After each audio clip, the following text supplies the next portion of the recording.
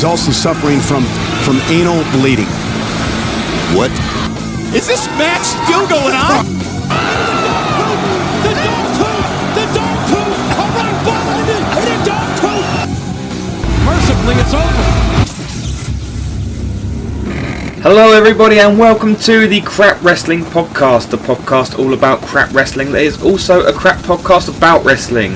I am one of your co-hosts, Matt Burgess, and I am joined by the only penguin I know that is trained in jiu-jitsu. It's Weston Hughes. How are you today, Weston? Oh, I'm good, thanks, Matt. Glad to be here for the first ever Crap Wrestling Podcast. It's been a long time coming.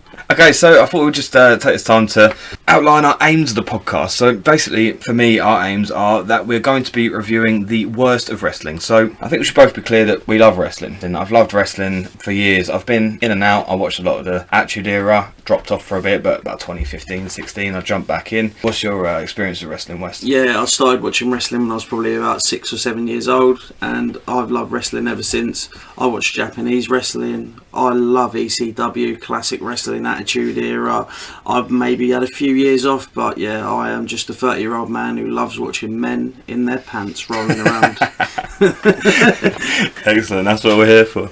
So yeah, we love the good wrestling, we love the bad wrestling, but we especially love that wrestling that can be absolutely terrible but also be absolutely brilliant. So we'll be dedicating each episode to one crap wrestling match, talking about the wrestlers, we'll be talking about the story, the intro packages and everything else that makes it fucking hilarious. So Wes, what matches should be allowed on this podcast?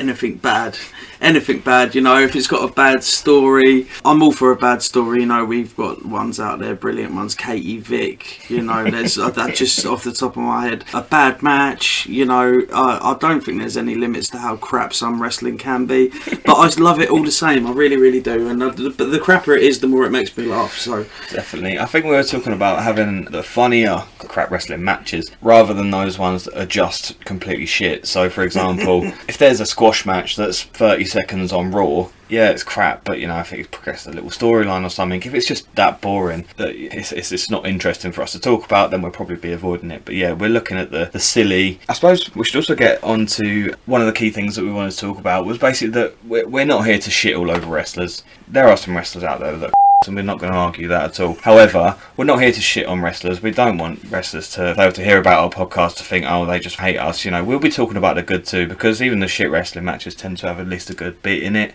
And also, every wrestler out there who's had a crap match is guaranteed to have a good match. So by the end of the podcast, we'll make sure we've talked about one of their shit matches, but go and watch some of these matches as well. Really good example is The Undertaker, had some of the worst matches in history, also had some of the best. So we'll talk about Goldberg in Saudi Arabia. It was shite. Earlier on he fought Michaels at Wrestlemania 25 and it was fantastic. Best match I've ever seen, I think. Yeah, fantastic match, incredible match. So we'll make recommendations to say, look, this was shit, but go and see this because it was great. And like putting out there, like as you've just said about Goldberg, we're going to be talking about Goldberg, I think, in this episode. And absolutely. Goldberg is probably one of my favourite ever wrestlers, so I'm not going to shit on him, but this match is fucking awful. That's coming.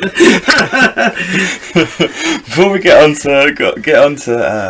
to talking about Goldberg specifically, why is this match in the crap wrestling chamber? I don't know where to start. But if you want to talk about the build up to the match, I know that both wrestlers involved in this match, Lesnar and Goldberg, were leaving, that their contracts were expiring. Yeah. Lesnar was going to the UFC and Goldberg was doing God knows what. I can't remember actually, but the crowd weren't behind it. Everyone knew they were leaving. They weren't behind it, and it was just a fucking horror show. It was so fucking bad. It was me talking in 5 minutes ago saying, oh, we're not going to be talking about the boring matches, but fuck me, this one is a boring match. But don't worry, we're going to entertain you as we talk our way through it. It shouldn't have been a boring match, that's one thing I'm going to say. Yeah. It had two. Lesnar, absolute athlete, brilliant, fantastic, had some brilliant matches, and Goldberg is quality all round when he's doing what he is good at. He wasn't utilised at what he's good at a lot in the WWE, I don't think, at this time. They sort of made him enter these 20-minute super matches when he was really not supposed to be doing that. But, you know, it was just a shit show. Let's lay down on Goldberg a little bit. Tell us first of all, what do you know about Goldberg?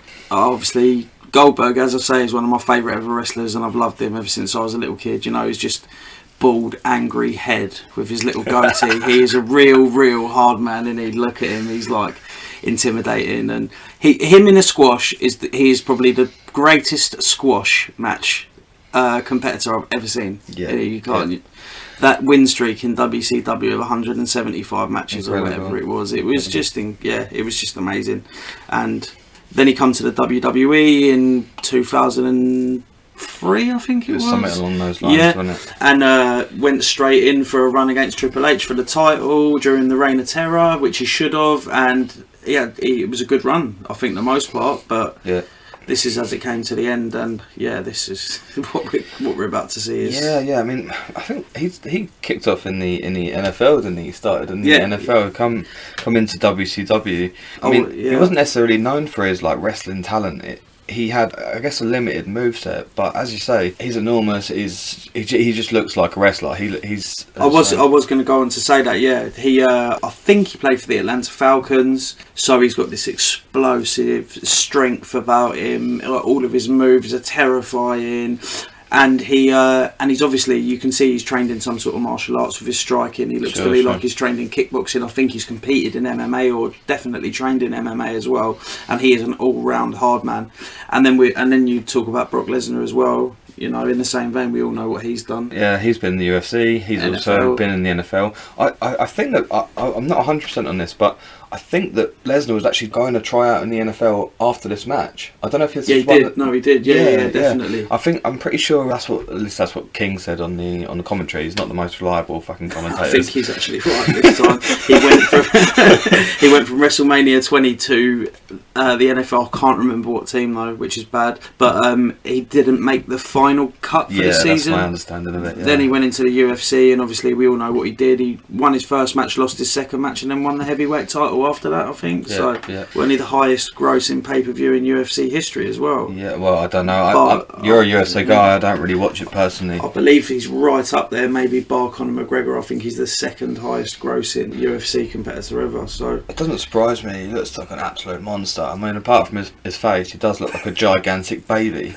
But other than looking like a gigantic baby head on this enormous man's body, he's a terrifying prospect. I wouldn't like to be standing across from him. NCAA All-American champion before he wrestled. I think WWE tried signing him when he was about 18, before he had done any sort of pro wrestling. They chased him, and he's just an animal. He looks to me like he hasn't fully evolved. He looks like a Neanderthal. His forehead looks like it's about 6 inches thick. It looks like if you shot him, it would just bounce out of his forehead.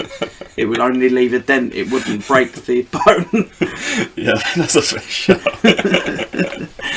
And he's back now as well. Well, as is Goldberg, actually. I should probably mention that. Goldberg still comes in for one of these, odd shit matches. He's not, I don't think he's necessarily the prospect that he once was. He had an incredible, I guess it was a squash really. I think it was SummerSlam 2019 against Ziggler, and that was amazing. But Lesnar is still, I still say he's up in his prime really. Yeah, he's 40 years old, isn't he now, I think, Lesnar, and he's got the body of a mammoth 25-year-old. He's juiced up to his brains. His traps are just abnormal, and he's in his prime at 40, and I don't think he looks like he's showing any signs of slowing up at the moment either.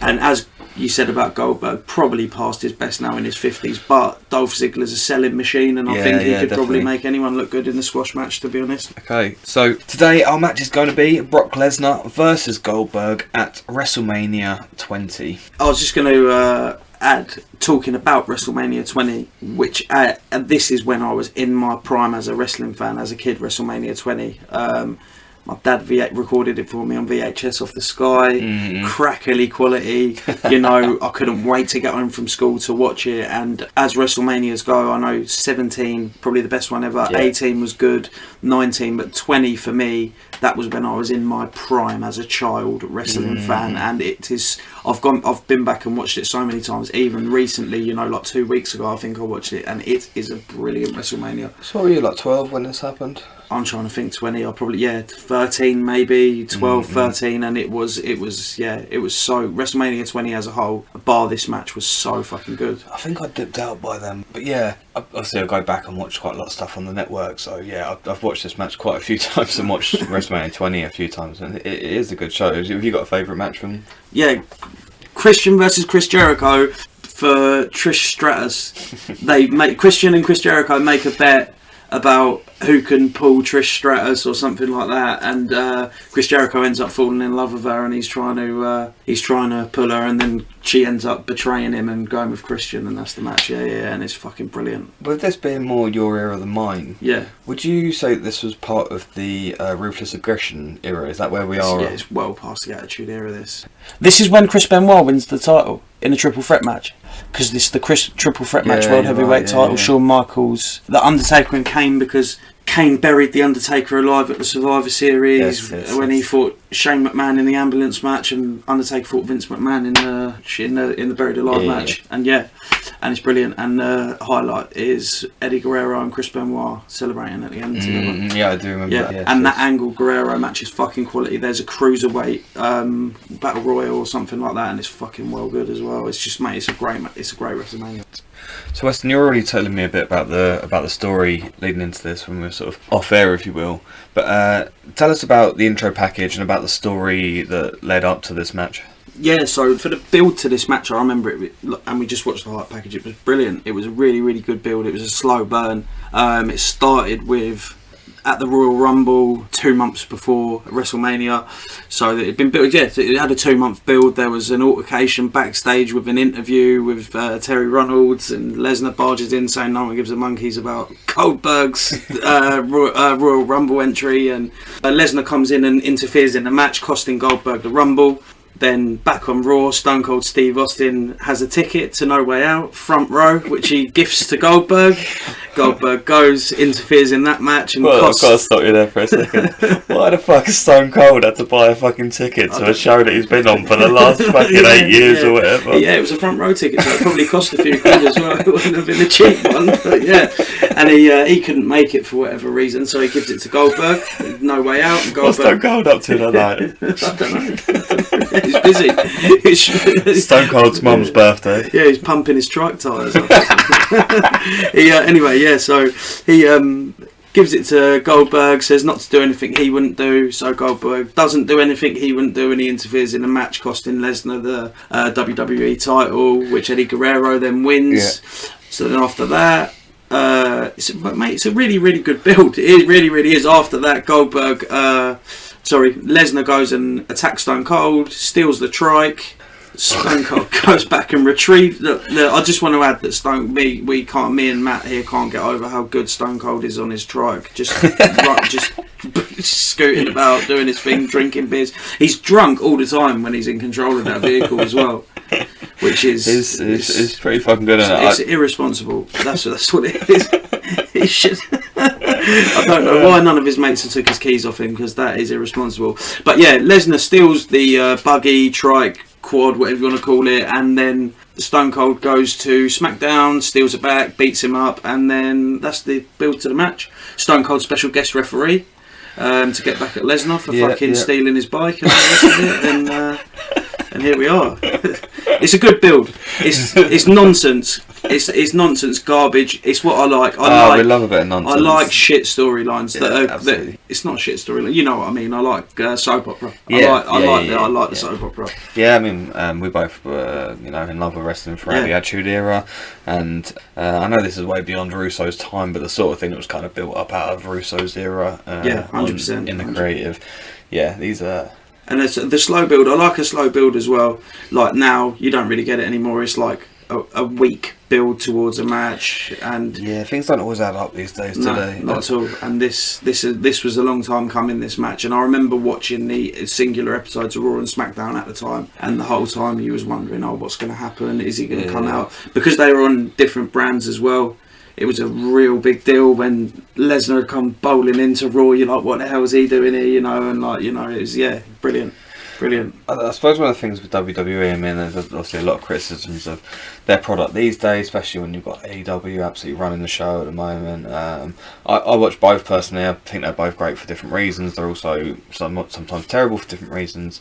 But some of WWE's storylines don't always add up, but what they will always give you is an incredible opening package. Even when the storyline's shit, and it doesn't make sense, they'll make it look like it made sense all the way through. I don't know how they manage it, but it is just a skill that they have. Their intro packages are always incredible. I love a hype package, and I'll be honest, I went through a phase probably when I was in my late teens, when I was sort of 16, 17, 18. I sort of gone off watching wrestling, right. But I would still go on YouTube and watch the hype packages. I love a hype package, and the hype package before this match, because the build was brilliant anyway, and the hype package just sums it up. It's good. It's all good, every part of it, and it's a shame it's capped off by such a shit match.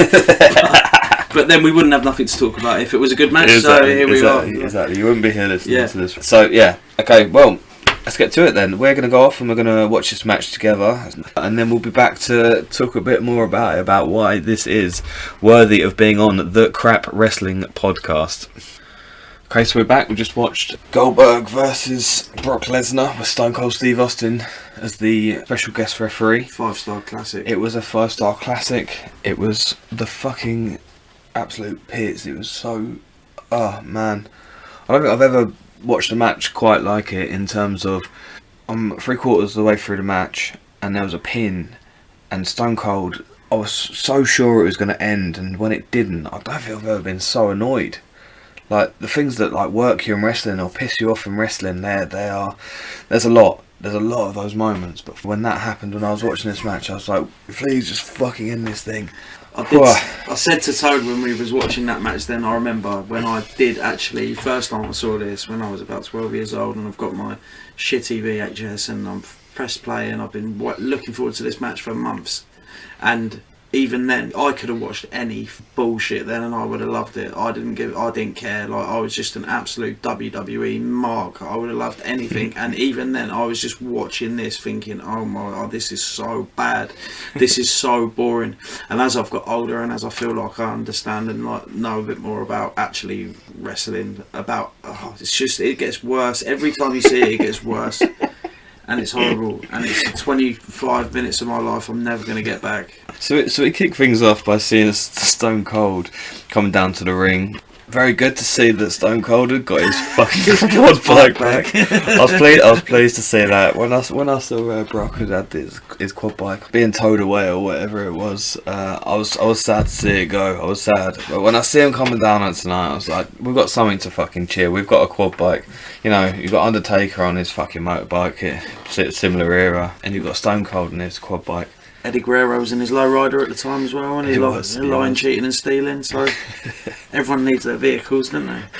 Did you ever play that game? Everyone needs their vehicle. Did you ever play that game? It was a WWE game, but it was like a car game. I can't think what it was called for the life of me. Well, it was like Twisted Metal. Yeah, I do know about that. It was fucking rubbish. It was so bad. But yeah, they all had vehicles, and it was like a racing game, sort of like Mario Kart on steroids.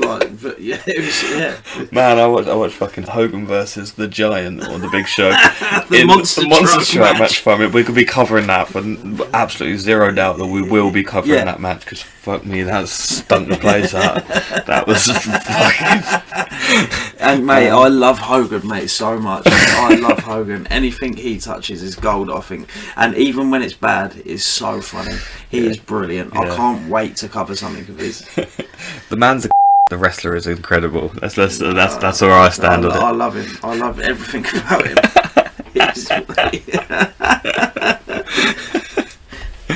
Okay, so yeah, Stone Cold's come down this quad bike. Lesnar comes out, he does his little hop skip thing that we've all grown to know and love, and the boos just start raining down. And when I watched this a little while ago, I didn't know about the NFL situation or UFC or wherever he was heading to, and I was just thinking, I know this guy's a heel, but people kind of like him a lot of the time. I know he's been kicking off with Stone Cold, which is always bad news in the fans, but this is a big old match. I didn't expect these boos to be coming down. He was a real shithead at the time, though. I think Sure. He would have got booed out of the place, but it was more intense. But he just come off. I think he had just come off that thing with Zach Gowen. I don't know if you've seen that, where he fucking pushed him down the stairs in a wheelchair. And oh man, that was a bump. Oh mate, that was awful. He'd done some real bad stuff at this time, and yeah, he was the heel going into this match. Yeah.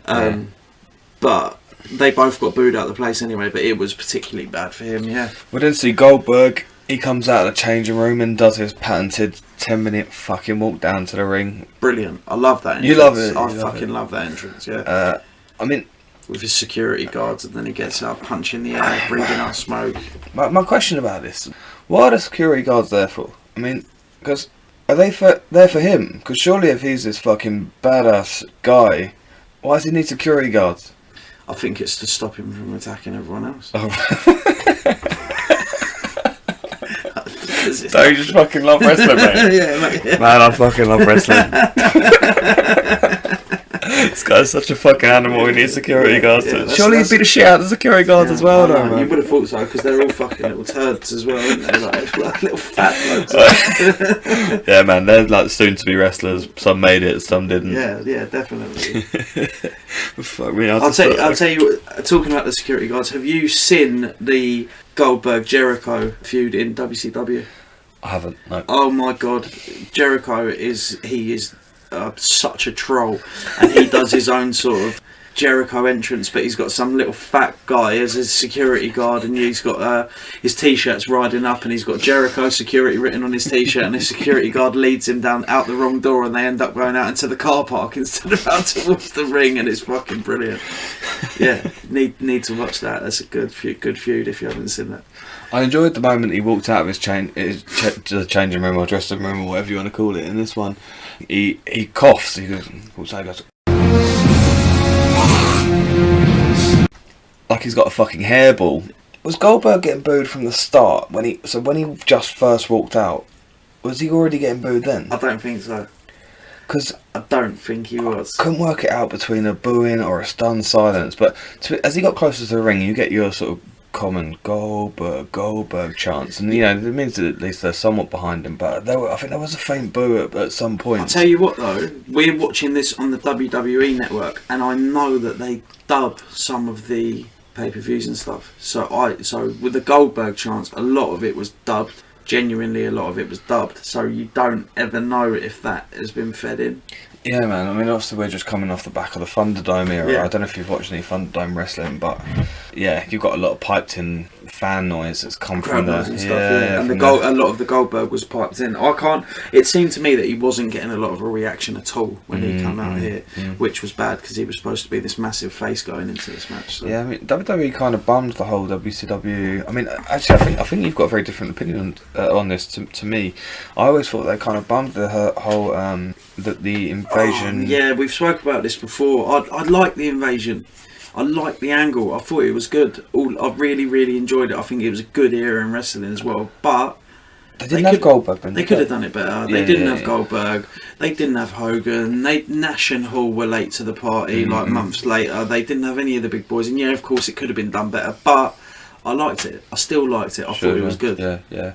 I mean, a lot of people were like furious that Austin turned heel at that time, but I feel like he does his best comedy work in that era. He is fucking hilarious in that time. Yeah, starting the what chants and all that sort of thing. I know we all hate what chants now, or at least I fucking do. I think a lot of people do, but at the time it was revolutionary. I thought it was absolutely class. The only thing is with the heel turn from WWE perspective is, if he's a heel, they're not selling merchandise, so he was always going to turn him back. The amount of money they would have been losing on merchandising and stuff like that, he had to turn back. But yeah, his work as a heel was good, really good, with this like maniac, paranoid Austin, who was then hilariously funny with Kurt Angle playing his little guitar, and brilliant. It was brilliant work. That bit when he wears the fucking tiny hat. I've watched it 1,000 times and it creases me up every fucking... That little fucking cowboy hat. Fantastic, yeah, brilliant. Glorious stuff. He was gold. Everything he touched was money though, wasn't it? Let's be serious, he was gold. He couldn't have done anything wrong in 2001. Nah. Nothing. So we've got all the wrestlers in the ring. We've got Austin in there. The quad bikes by the ring, very key to the match. The start, where basically the bell goes and they stand there, and there was this moment, and I was pissing myself hard. I had to watch it so many times. I watched it earlier today. I watched it when we were there. I kept on rewinding it, and Goldberg does that thing where he screams, which he does all the time. He goes, ah! It's scary. And yeah, it's fucking scary, to be fair. You know, he does it on his way out to the ring, he does it in the matches. And then Lesnar looks at him, and he kind of tries to imitate him, but he tries to do the scream back. And I don't know if he's taking a piss or what, but he just goes, and it's the facial expression that makes it for me. I think. Oh man, go back and watch this match. I'm hoping that you might have watched it before. Anyway, it looks like someone's just jumped out of a cupboard and scared him. That's what it looks like. Or that's what it looks like. You know, he's like stubbed his toe or something. That's it. I don't know. It's brilliant. It is brilliant. Yeah, he just looks like such a fucking tosser doing it. It's just so funny. So yeah, they're standing across the ring. I'm going to be saying it a lot. They're looking at each other. They're staring at each other. They're yelling and shit at each other. Nothing's fucking happening. And then the fans start, "You sold out. You sold out." Goldberg looks pissed about it. He looks annoyed that this is happening. Because he thinks he is a wrestling god, doesn't he? We all know about him, you know, outside of the ring, and he thinks he's, you know, fucking Hulk Hogan's gift to wrestling, doesn't he? So he thinks he's as good as Bret Hart. He thinks a lot of things, doesn't he? I think yeah. He really believed his own WCW 173 unbeaten run hype, doesn't he? He thought that was a shoot. Yeah, you know, he's. And don't get me wrong, I keep saying it. I love it. I love it. I love him. He's so believable. He's so scary. You genuinely do believe he'd run down to the ring and absolutely beat the shit out of everyone in 30 seconds. You believe it because he looks capable of it. But I think when Goldberg was finally told the job, he was just like, "What?" you know, if someone hits you, you've got to pretend that it hurts. He's like, "What do you mean?" Goldberg was fighting for fucking 6 years, and he was like, "Oh shit, you can lose in this game." Yeah, what do you mean? I've got to lose. That's not how it works. I don't know, but what do you mean it's a fucking work? He hates the fans booing him, giving him a bad reaction. I don't think he hates the fans in general. I think he hates the fans giving him a bad reaction here. Stone Cold is just desperately trying to tell them to wrestle. He's like trying to bring them together. It does nothing. They just yelling at each other from 10 feet, and then we get the goodbye chants. I'm going to say, for the first, I'd say, how long do you think it is before they actually make contact? 10 minutes? I don't think it's as long as that, but I reckon it's about 4 or 5. It feels like 10 minutes. It feels like a long old time. So say 5 minutes. So in this, there's been as much violence in this podcast as there was in the first 5 minutes of that wrestling match. So there you go.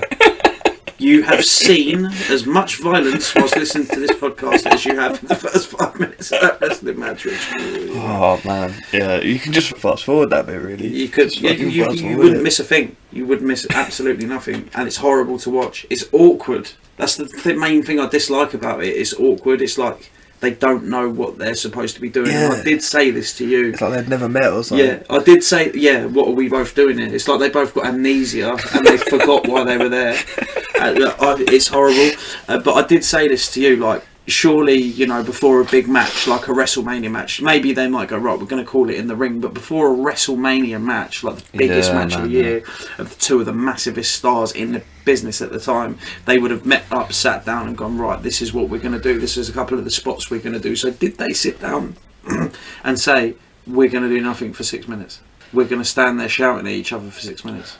We kind of talked about this earlier, but I wonder if they just felt like they were such a big deal that it didn't matter what they did in the ring, that the fans would be going crazy for it, because this is Goldberg and this is Lesnar. They will love it. This, like, when they finally start wrestling, they do this like test of strength, lock up a couple of times, which is fucking boring in itself. And don't get me wrong, it's fine. And you know, most wrestling matches do it, and that's absolutely fine. You kind of like you're trying to work out test of strength or a chain wrestling, or there'll be something of that sort at the beginning, and absolutely. It normally works. It's what you expect, but well, they've already stood around 5 minutes. You're just thinking, why are you in a somewhat of a rest hold when you haven't even done anything yet?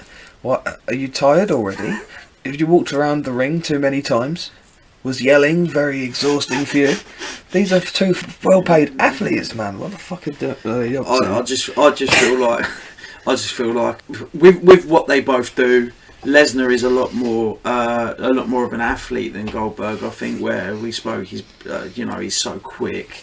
And he can actually genuinely wrestle, whereas Goldberg is just there for squashes. Neither of them were going to sell for each other. Neither of them was going to want to look weak in front of the other one. You know, their moveset probably didn't complement each other very well. Goldberg's moveset's exciting but limited. And Lesnar's power moves, you know, he is there to beat people up and look strong. And how good it could have been, I just don't think it ever would have been. I think that's what pissed. And the circumstances surrounding it, you know, made it even worse. And and this is the fucking shit that was left behind. This is the thing, is that I think that's what pissed everyone off most. It's just how sick this match could have been. Yeah, but that's what I'm saying. Like, do you think that like I said, styles make fights? You know, you get two boxers and they just don't match up. They just don't have the chemistry and their styles don't gel and it's boring. Do you think that their styles could never really have gelled and it always would have been boring because they just don't complement each other? Yeah, I think that's a fair point. Yeah, it's quite possible. Yeah, of course it doesn't. We then get some Austin chants, and that's a fucking miserable situation when the star of the match is the referee. Like, don't get me wrong, I'm a big Earl Hebner fan back in the day. Patrick, you know. Quite enjoy it. They don't even name the referees no more. Do they not? They don't talk about the names of the referees. I don't want them to be the stars. Earl Hebner used to get involved, didn't he? Him and Triple H always telling each other. He used to tell him, didn't he? He didn't have none of his shit. Oh yeah, he fucking pushed him, didn't he? Snatch the sledgehammer off him, push him, shout at him, all sorts. Yeah, man. Yeah. Big up Earl Hebner. Big up Earl Hebner. Yeah, this is the Earl Hebner podcast,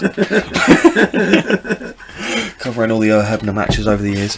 We then go back into another lock-up. The two men then run into each other a couple of times. The shoulder charges where no one falls over. They do this I think there's one where they both fall to the floor. Then they both fall over, and it looks like Lesnar forgot that he was supposed to be going down, and then he just kind of fell just a little bit late. 90 seconds of running into each other, then they roll around on the floor a bit. Now, we then get the first wrestling move of the match. Like, don't get me wrong, you could call it a lock-up, you could call it, that a wrestling move or whatever, but I don't know, if I'm talking about wrestling, I'm talking about suplexes and powerbombs and all that sort of stuff. We get the first wrestling move of the match. It is a good one. I would like to know, how long do you reckon it was until we saw the first wrestling move from the bell? If I genuinely think it's close to 10 minutes. I would say probably 9 minutes. Yeah, I reckon we're Maybe looking at like the 12 minute mark, something like that. But I just say it was a good one. Tell us about it. Oh, yeah, it was a very, very, bearing in mind Lesnar weighs what, £300. It's got to be high twos to 300 pounds, and it was a stunning military press into a power slam. JR on the commentary calls it a modified spear, but I mean I saw it as a spine buster. It was just kind of like he dropped him from the military press into the spine buster, and it was incredible. Like it looked like it was hurt. A spine buster, power slam, modified spear, whatever it was. Yeah, it was something that you don't see every day. It's not an everyday move, and it was brilliant to watch. It was beautiful, especially on a guy like Lesnar, and it looks like it hurts as well. Yeah, and that's pretty. It's a big bump. We then get some Goldberg sucks chants, which must be frustrating when you've just done the only good thing in this terrible match. We then get a pin, we get Lesnar pulling a couple of suplexes, and then we're back in a fucking rest hold. Oh, you missed they roll out of the ring, have a little... Oh yeah, of course they fucking did. Yeah. Punch up on the outside of the ring, which I did say when we was watching it, that can be really good. You want to see two blokes out there fucking rolling around on the floor outside, getting brawling. It's interesting. If you've got two good wrestlers with chemistry, it's interesting to see, and it breaks the match up nicely. None of that. It was rubbish. And then they roll back in the ring, and then we get like you said, it's not just a normal chin lock rest hold. It's an arm in chin lock rest hold, and an inverted chin lock rest hold. The modified chin lock. So yeah, as chin locks go, it was alright. It wasn't too bad. I've seen worse, definitely. Who gives a fuck about chin locks? Personally, I'm sure it was wonderful in the 80s to see. 7 out of 10 on the chin lock scale. We'll be hearing more about this chinlock scale. I'd like to make that a regular feature of the Chinlock podcast. scale, yeah, we definitely the can do chinlock that. scale, the chinlock scale. 7 out of 10 on the chinlock scale, and I would have normally said a 6 out of 10, but the inverted arm in, I liked it a lot, so that's the 7. That's the extra point. Come here for the crap wrestling, stay for the chinlock. I really enjoyed JR's commentary in this bit where he says, a very pedestrian mat-based contest. One, it wasn't a fucking mat-based contest. That was a very strange thing to say, but I don't know how else he could have described it to make it sound interesting. But he was absolutely right about pedestrian. Yeah, exactly. And JR, in my view, is the best of all time. I don't think that's a particularly controversial opinion, but he is so good. If he cannot make this sound interesting, then nobody can. If he's calling this a pedestrian match at WrestleMania, then you know it's fucking dire. It's the old saying, isn't it? You can't polish a turd. Yeah. And this match is a turd. And JR has got that polish and he's got that cloth and he's trying his best, but you cannot polish this turd. You just can't. And all it is a turd with black polish on it at the end of the day. And that's what we're left with. Absolutely, yeah. If JR can't make it sound good, then fuck knows what we're trying to achieve here. We're trying to make it sound bad. But we haven't needed to add anything to it. You know, we haven't needed to exaggerate. Goldberg then pulls out quite a nice looking, I'd call it a swinging neck breaker. It looked pretty clean, looked pretty impressive. I quite enjoyed that one. It's not one of his regular moves either. Not one that I've seen him do lots. He then gets a spear, and this is the moment that I was talking about earlier that I was sure this was going to be the end. I was like, he's hit the spear. I know he hasn't got the jackhammer yet, but I thought, maybe they're just going to call it and go, yep, that's the one, that's the pin. And like I said earlier, I just don't remember the last time I've been that pissed off about a fucking pinfall not happening. I didn't want to watch anymore. I didn't want to watch it anymore. I was just like, please, when will this end? I'm gonna come in here and say we were discussing for 5 to 6, 7 minutes the Madison Square Garden have a area in the crowd that's actually like a door where they have a WrestleMania 20 effect, and we was discussing different pay-per-views that had that same effect, Survivor Series 2002, and we actually forgot that we was watching the wrestling match. That's how fucking bad this is. I completely forgot what I was doing here because I was so bored by what I was watching. I got distracted by a fucking door in the background on the screen. Wrestling so bad you're watching the logo in the background. Yeah. Then Goldberg gets pissed off because he thinks that Austin's pin count was slow. It wasn't. He gets up and turns around. Lesnar pulls an F5 on him. Another supposedly slow pin, and Lesnar gets pissed off at Austin. It's funny actually. In the intro to the match, in the intro package, we were looking at how aggressive Lesnar versus Austin had become, and I was really looking forward to seeing that play out in the match. You get fuck all of it here at all. They shout at each other. They shout at each other as much as Goldberg and Austin shout at each other. It's about the same. So what's the point in having that build up, but it doesn't even play out in the match? I think going into this match, Goldberg and Austin were sort of dressed up to be mates as well, weren't they? Right. To an extent. I wanted to say about that F5. It's rare at this time that you see people kick out of an F5. I know. It's rare that you see people kicking out of an F5 at this time. It's supposed to be a very, very devastating move, and obviously Lesnar's the man. So you saw Lesnar kick out of the spear, which is fair enough, but it was with no jackhammer. But for Goldberg to then kick out of the F5, it was sort of like it was out of the ordinary. That should be a big moment, shouldn't it? The crowd should really care about that. Yeah. They didn't give a fuck. Nobody gave a fuck. Yeah, of course, yeah, definitely. And then Lesnar tries to do a spear on Goldberg, and he hits the ring posts with no effort whatsoever. Like, he just basically walks into it, and it's supposed to be some sort of like devastating situation, but honestly he barely touches it. He pulls out of the bump badly. He really, like you said earlier, he looks like he doesn't want to get injured for whatever reason of what he's got going on, which is obviously going into the NFL, and he does not want to take this bump. Quite clearly does not want to take this bump. It's not even hidden well in the slightest. He just pulls out. And then Goldberg hits a great spear, really good spear, picks him up for the jackhammer, and you get the 1, 2, 3. The crowd boo fairly.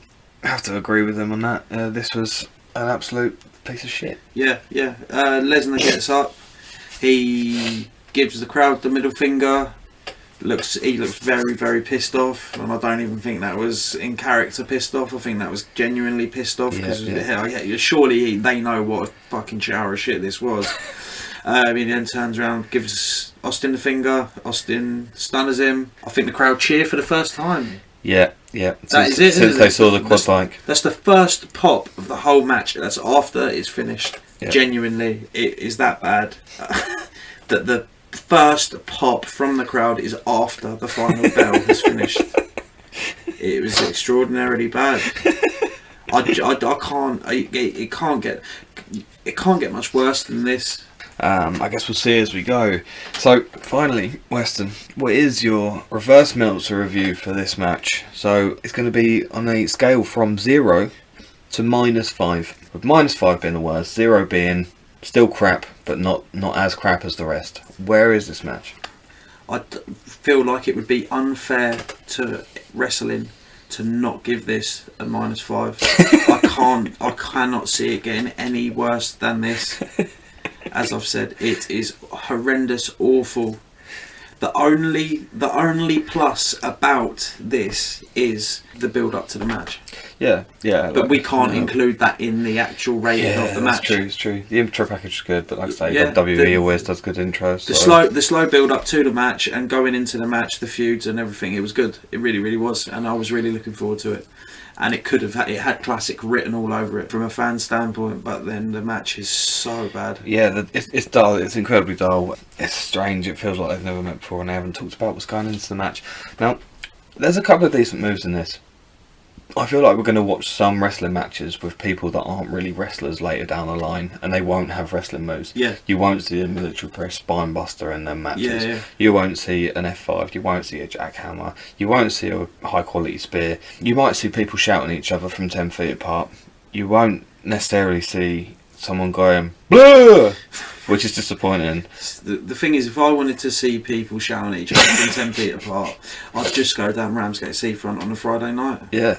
At 2 o'clock in the morning. For those reasons, I'm looking at maybe a -4 for this one. There's no maybe about it. I'm giving it a -4 because I feel like there's even more shit to come.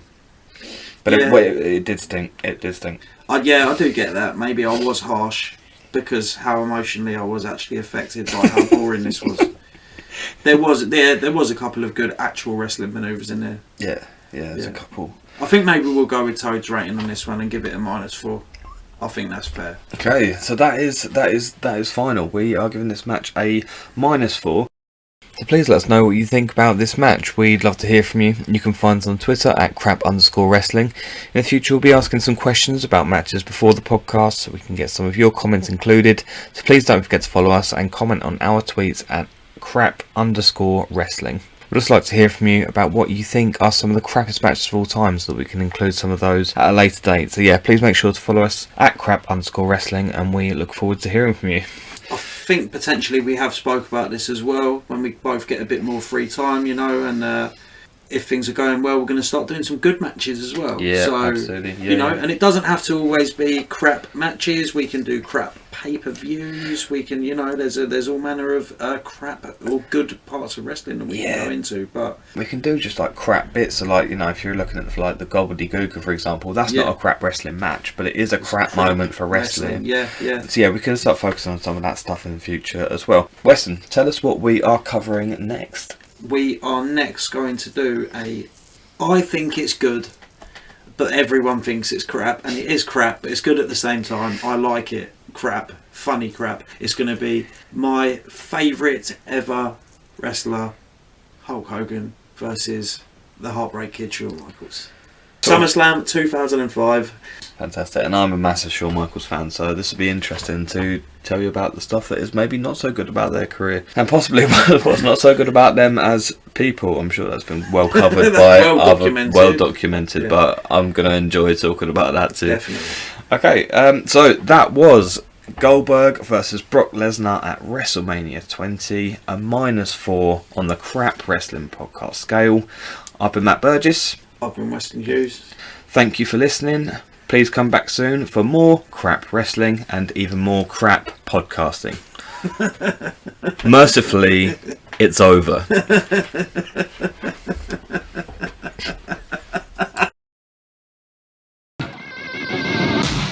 Five Guys Leader's here!